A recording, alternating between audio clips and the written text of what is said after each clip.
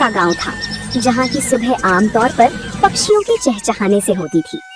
उसी गांव के चौक पर माधव अपनी रेड़ी को जोर लगाकर धक्का दे रहा था, जिस पर केवल पत्ता गोभियों का ढेर लगा था। सूरज सिर पर था और माधव के चेहरे पर निराशा। गोभी ले लो, ताजी पत्ता गोभी ले लो। तभी एक काकी उसके पास आई और कहा, अरे माधव, कल भी तो गोभी ही लाया था, क्या तेरे खेत में इसके अलावा और कुछ नहीं उगता? घर में सब अब गोभी देखकर मुंह बनाने लगे हैं। क्या करूं काकी, खेत में फसल ही यही हुई है। बहुत सस्ती दे रहा हूँ, 2 किलो ले लो। नहीं रे बेटा, मुफ्त में भी देगा तो कोई नहीं खाएगा, कुछ नया लाए तो बता देना। सबको कुछ नया चाहिए, पर नया लाने के लिए पैसे कहाँ से आएंगे? अगर आज ये गोभी नहीं बिकी तो कल का चूल्हा भी नहीं जल पाएगा। माधव वहीं सड़क किनारे बैठ गया। तभी उसका पुराना दोस्त सोमू वहाँ से गुजरा। क्या हुआ माधव, आज फिर गोभी का ढेर घर ले जा रहा है? हाँ सोमू, कोई भी इसे खरीदने को तैयार नहीं है। सब इन पत्ता गोभी से पक गए हैं। समझ नहीं आता इन पत्ता गोभियों का क्या करूं। भाई तूने शहर में कुछ समय उस दुकान पर काम किया था ना, जहाँ लोग इसी गोभी को बारीक काट कर कुछ सफेद पोटली जैसा बनाते थे। क्या नाम था उसका? मोमोस? हाँ सोमू, वो लोग पत्ता गोभी का ही इस्तेमाल करते थे। सोमू की बात माधव के दिमाग में घर कर गई थी। उस शाम माधव घर लौटा तो उसके मन में एक ही धुन सवार थी। उसने अपनी बची हुई सबसे अच्छी पत्ता गोभी उठाई और उसे बारीक काटना शुरू किया। अगर मैं इन गोभियों को फेंकने के बजाय इनका रूप बदल दूं तो शायद बात बन जाए। मैदा घर में थोड़ा पड़ा ही है। वो रसोई में मसालों के साथ कुछ प्रयोग करने लगा। खुशबू फैलने लगी तो उसका पड़ोसी करीम चाचा अंदर आए। माधव मियाँ, ये कैसी खुशबू आ रही है? आज क्या कोई दावत की तैयारी है? आइए चाचा, दावत तो नहीं पर एक कोशिश कर रहा हूँ। ये देखिए, मैंने इन गोभियों को मसालों के साथ पकाकर इस मैदे की लोई में भर दिया है। अरे ये तो छोटी छोटी सफेद पोटलियां लग रही हैं। इन्हें तेल में तलोगे क्या? नहीं चाचा, इन्हें बस भाप में पकाऊंगा। ये बिना तेल का खाना होगा, जो गांव वालों के लिए बिल्कुल नया होगा। बिना तेल का? क्या लोग खाएंगे? यहाँ तो सबको तला भुना पसंद है। स्वाद अच्छा हुआ तो सब खाएंगे चाचा, बस दुआ कीजिए कि ये भाप में ठीक से पक जाए। कल सुबह गांव के चौराहे पर मैं इसी का ठेला लगाऊंगा। हिम्मत तो बड़ी है तेरी। चल ये पक जाए तो एक मुझे भी चखाना। अगली सुबह सूरज की पहली किरण के साथ ही माधव गांव के चौराहे पर पहुंच गया था। उसने अपनी रेड़ी के एक तरफ कटी हुई पत्ता गोभी रखी थी और दूसरी तरफ पीतल के एक बड़े बर्तन से भाप निकल रही थी। गांव के लोग जो रोज माधव को गोभी बेचते देखते थे, आज रुक रुक कर उसे ताकने लगे। तभी गांव का हलवाई बनवारी उसके ठेले पर आया और कहने लगा, अरे माधव, आज तेरा ये पत्ता गोभी का ठेला बड़ा चमक रहा है। ये बड़े बर्तन में क्या उबाल रहा है भाई? सुबह सुबह चाय बना रहा है क्या? नहीं बनवारी भाई, ये चाय नहीं है, इसे मोमोस कहते हैं। शहर का बड़ा मशहूर नाश्ता है। आज पहली बार अपने गांव में लाया हूँ। मो क्या? नाम तो बड़ा अजीब है, पर खुशबू बड़ी सूंधी आ रही है। इसमें डाला क्या है? वही अपनी ताजी पत्ता गोभी है भाई, बस बनाने का अंदाज नया है। ये देखिए, साथ में ये लाल चटनी भी है। तभी गांव का एक बुजुर्ग उसके पास आया और उसने कहा, बेटा ये दिखने में तो बड़ा कोमल लग रहा है, क्या ये बुजुर्गों के खाने लायक है? मेरे दांत अब सख्त चीजें नहीं चबा पाते। बाबा, ये तो मुंह में जाते ही घुल जाएगा। ये भाप में पका है, बिल्कुल रुई जैसा नरम। आप बस एक बार जरा सा चक्कर देखिए। बुजुर्ग ने एक छोटा सा टुकड़ा चखा। पूरा चौराहा शांत हो गया। सब बुजुर्ग के चेहरे के भाव देख रहे थे। जैसे ही बुजुर्ग ने मोमोज का टुकड़ा चबाया, उनके चेहरे पर एक बड़ी सी मुस्कान फैल गई। माधव ने उन्हें थोड़ी और लाल चटनी दी।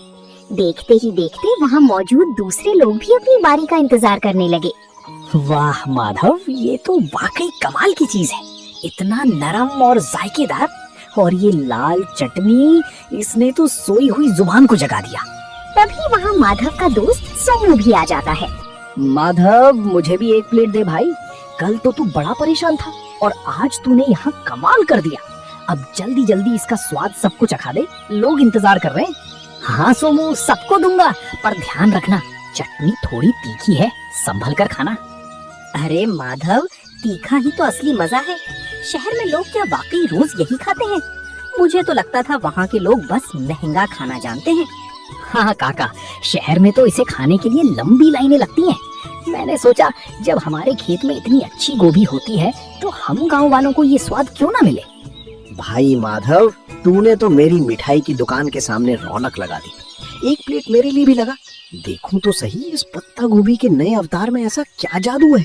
दोपहर होते होते माधव की सारी पत्ता गोभी खत्म हो गई थी, लेकिन सब्जी के रूप में नहीं बल्कि मोमोज के रूप में। माधव ने आज पहली बार अपने हाथ में इतने पैसे देखे थे। उसकी आंखों में खुशी के आंसू थे और मन में एक नया हौसला। उसे समझ आ गया था कि मेहनत और नयापन कभी बेकार नहीं जाता। जिसके बाद अगले कुछ दिनों तक माधव का काम तेजी से चल पड़ा। अब लोग सुबह से ही माधव के आने का इंतजार करने लगे थे। लेकिन जैसे जैसे काम बढ़ा, माधव के पास संसाधनों की कमी होने लगी। उसके पास सिर्फ एक छोटा बर्तन था और अकेले सारा काम करना उसके लिए मुश्किल होता जा रहा था। गोभी काटना, मैदा गूंदना, फिर उसे बेलना और फिर भाप देना, अकेले करते करते हाथ जवाब देने लगे हैं। पर अगर रुक गया तो लोग निराश हो जाएंगे। तभी करीम चाचा उसके पास आते हैं और कहते हैं, क्या बात है माधव मियाँ, काम कैसा चल रहा है? आज चेहरे पर वो चमक नहीं है जो हमेशा रहती है। काफी थके थके से भी लग रहे हो। चाचा, काम तो बहुत है पर हाथ सिर्फ 2 हैं। लोग को मेरे हाथों के मोमोज बहुत पसंद आने हैं और अब वे उसे ज्यादा मात्रा में मांग रहे हैं। और मेरे पास बर्तन इतना छोटा है कि एक बार में सिर्फ 10-12 मोमोज ही बन पाते हैं।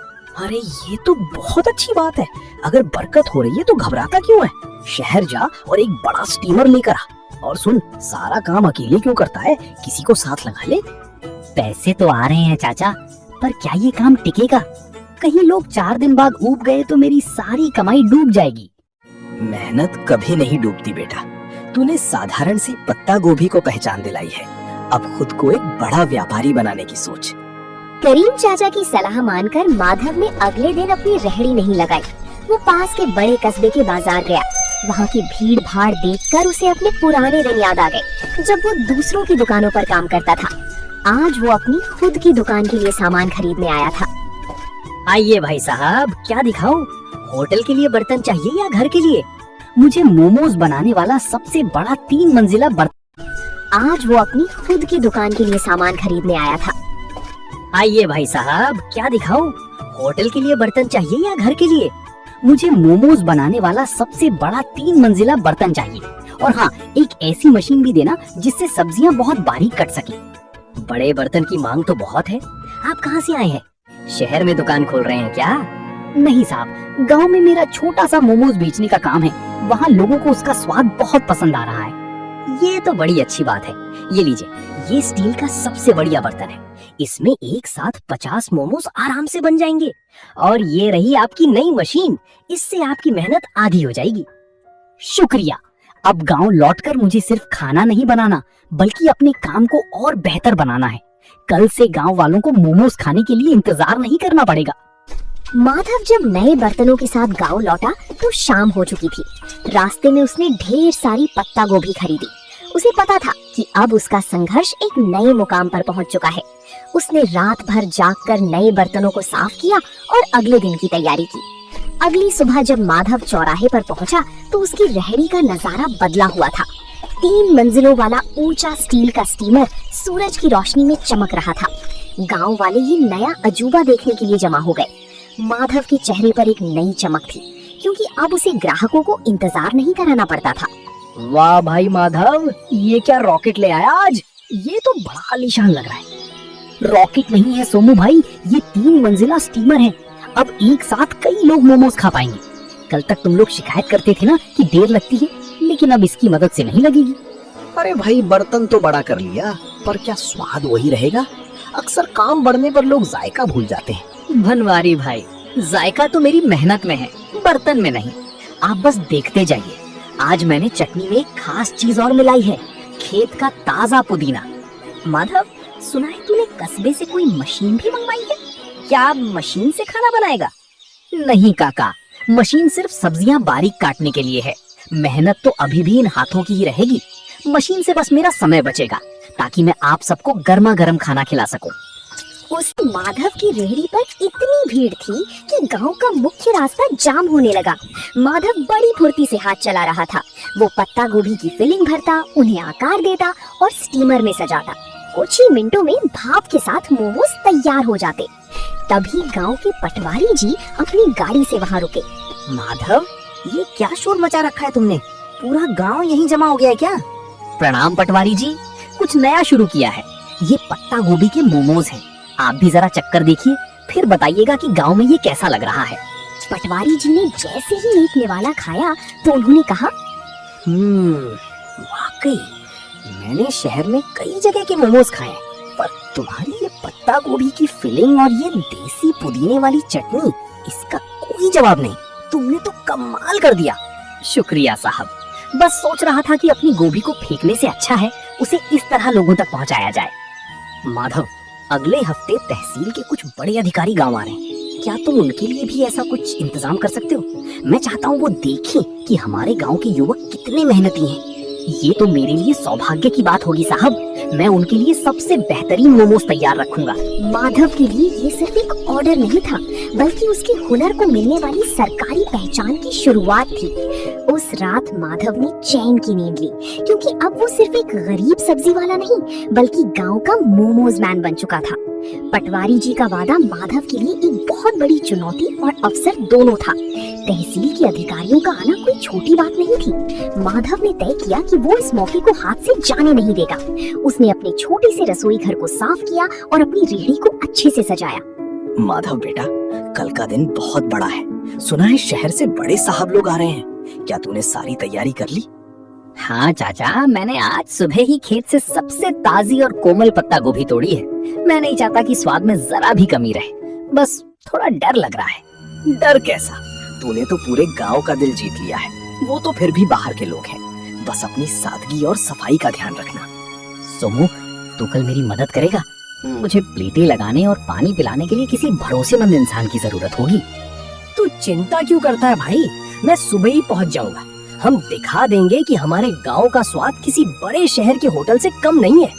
दोपहर का समय था। तहसील के अधिकारी अपनी गाड़ियों से गांव की चौपाल पर पहुंचे।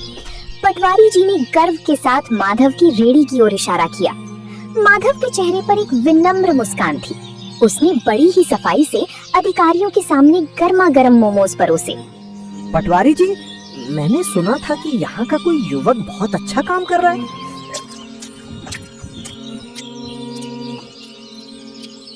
अरे ये तो वाकई लाजवाब है।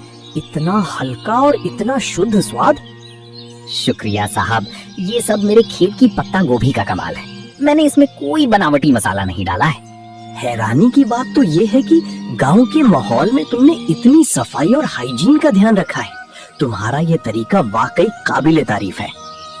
माधव, क्या तुम कभी शहर आकर अपना स्टॉल लगाना चाहोगे? वहाँ तुम्हें और भी बड़ा बाजार मिल सकता है। साहब, शहर में तो बहुत लोग हैं। मैं चाहता हूँ कि मेरे गांव के लोगों को यहीं पर अच्छी और नई चीजें खाने को मिले। मैं यहीं रहकर अपने काम को बड़ा बनाना चाहता हूँ। बहुत खूब, तुम्हारी ये सोच देखकर अच्छा लगा। हम तुम्हारी मदद करेंगे ताकि तुम एक छोटी सी पक्की दुकान खोल सको। हमें ऐसे ही मेहनती युवाओं की जरूरत है। अधिकारियों ने न केवल पेट भर खाया, बल्कि जाते समय माधव की काफी तारीफ भी की। उस दिन माधव को समझ आया कि सफलता के लिए गांव छोड़ना जरूरी नहीं, बल्कि अपनी जगह रहकर कुछ अलग करना जरूरी है। अधिकारियों की मदद और अपनी मेहनत की कमाई से माधव ने आखिरकार गांव के मुख्य चौराहे पर एक छोटी सी पक्की दुकान किराए पर ले ली। अब उसे धूप और बारिश में रेहड़ी खड़ी करने की चिंता नहीं थी। उसने अपनी दुकान का नाम रखा माधव का देसी जायका। दुकान की दीवारों पर उसने खेत और गांव के सुंदर चित्र बनवाए थे। अरे भाई माधव, अब तो तू सेठ बन गया। इतनी सुंदर दुकान, और वो भी गांव के सबसे मुख्य मोड़ पर। अब तो हमें बैठने के लिए कुर्सियां भी मिलेंगी। सेठ नहीं बनवारी भाई, बस आप सबका प्यार है। दुकान पक्की हो गई है तो क्या हुआ, स्वाद तो आज भी वही मिट्टी से जुड़ा रहेगा। आइए, आज उद्घाटन के दिन पहली प्लेट आप ही के नाम। माधव मियाँ, देख रहे हो, जहाँ तू कभी गोभी का ढेर लेकर उदास बैठा रहता था, आज वहाँ तेरे नाम की धूम मची है। मैंने कहा था ना, गोभी को पहचान तूने दी है। चाचा, ये सब आपकी बातों का ही असर है। अब मैंने सोचा है कि मैं गांव के 2 और बेरोजगार युवकों को यहाँ काम पर रखूंगा। उन्हें मैं खुद ट्रेनिंग दूंगा ताकि वो भी अपना हाथ साफ कर सकें। बहुत नेक ख्याल है बेटा। तरक्की वही है जो सबको साथ लेकर चले। वक्त बीतता गया और माधव की दुकान अब केवल सोनापुर ही नहीं बल्कि आसपास के 10 गांवों में मशहूर हो गई। लोग दूर दूर से उसके पत्ता गोभी मोमोज खाने आने लगे। माधव ने कभी अपनी गुणवत्ता से समझौता नहीं किया। वो आज भी रोज सुबह अपने खेत से ताजी गोभी खुद तोड़कर लाता था। माधव भाई, आज तो शहर से भी कुछ लोग आए थे। कह रहे थे कि सोशल मीडिया पर तुम्हारी दुकान की बड़ी चर्चा है। अब तो तुम्हें शहर में भी ब्रांच खोल लेनी चाहिए। सोमू, शहर की चकाचौंध अपनी जगह है, पर जो सुकून इस गांव की हवा और अपनों के बीच काम करने में है वो कहीं नहीं। मेरा मकसद सिर्फ पैसा कमाना नहीं था बल्कि अपनी मेहनत को एक नई दिशा देना था। तुमने वाकई साबित कर दिया कि अगर इरादा पक्का हो तो एक गरीब सब्जी बेचने वाला भी अपने हुनर से तकदीर बदल सकता है। मेहनत का कोई विकल्प नहीं होता सोमू। आज जब मैं पीछे मुड़कर उन पत्ता गोभी से भरी रेहड़ियों को देखता हूँ तो मुझे गर्व होता है कि मैंने हार नहीं मानी। तो दोस्तों, आप लोगों को ये कहानी कैसी लगी कमेंट करके जरूर बताएं और ऐसी कहानियों को देखने के लिए वीडियो को लाइक करें और चैनल को सब्सक्राइब